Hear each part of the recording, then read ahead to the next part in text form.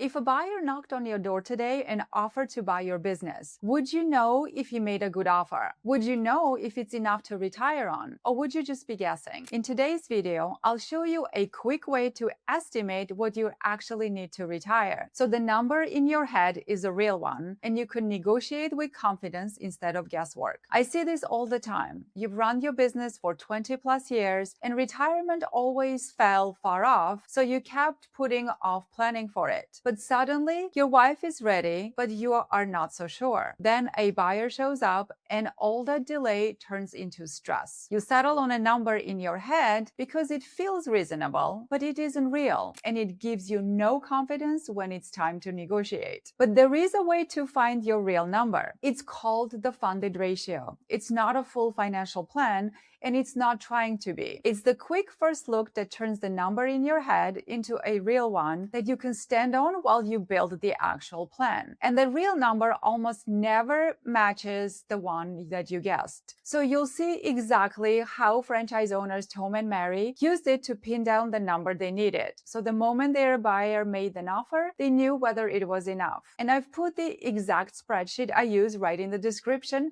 for free. So by the end of this, you'll be able to run your own number, not just watch me run somebody else's. So let's get into it. So what is the funded ratio? It's a simple comparison between two things: everything you have to fund your retirement and everything your retirement is going to cost. You divide the first by the second, and you get a single number. If it lands right at 1, you have exactly enough with nothing to spare. Anything above 1 is a cushion. Anything below 1 is a gap. And that gap is the warning you want long before you're sitting across from a buyer. So here is what makes that number so useful. You can take the actual offer on your table, drop it in, and get a quick read on whether it carries you through retirement. If it looks like it does, you can start building your plan around that offer with confidence instead of a gut feeling. If it falls short, you'll have a sense of how big that gap is, so you can counter for more or keep running the business a while longer and sell it from a stronger spot. Either way, you're working from a real number instead of a hope. Now let me show you how that number gets built. On the side of what you have, you count the money in your accounts, your savings, your IRA, your brokerage, plus what the business is worth once you sell it. Then you add the income that will be coming in, like Social Security or rent from a building your own, and all translated into today's dollars. Because a dollar you'll collect 10 years from now isn't worth a full dollar today. On the other side is what retirement costs. Part of it is the debt you're still carrying, like the mortgage or a car loan, and then the bigger part is everything you'll spend to live year after year for the next 30 years or so, also in today's dollars. Put the two sides together, what you have divided by what you'll need, and that single number is your funded ratio. Let me make this real, a case for franchise owners Tom and Mary. So Tom and Mary run a home care business, and they've been together running this business for more than 20 years. Mary was ready to be done. Tom wasn't so sure. He liked staying busy, and he couldn't quite picture what he would do without this business. Most of their money was tied up in the business, the way it is for most owners, with just a modest amount in savings and an IRA. They'd been putting that decision off for years until a buyer knocked and offered them $1.5 million.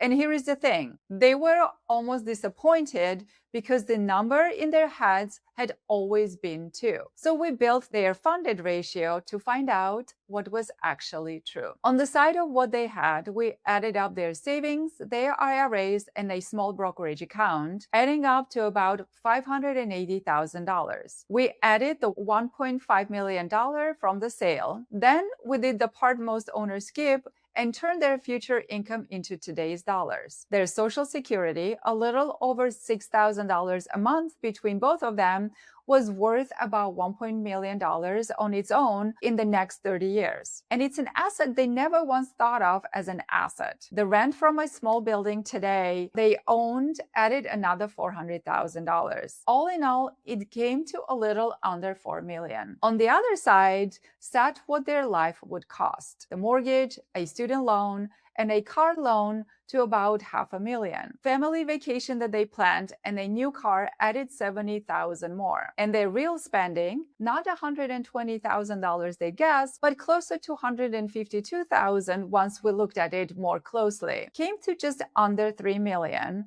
over 30 years in today's dollars. Their need was about $3.5 million.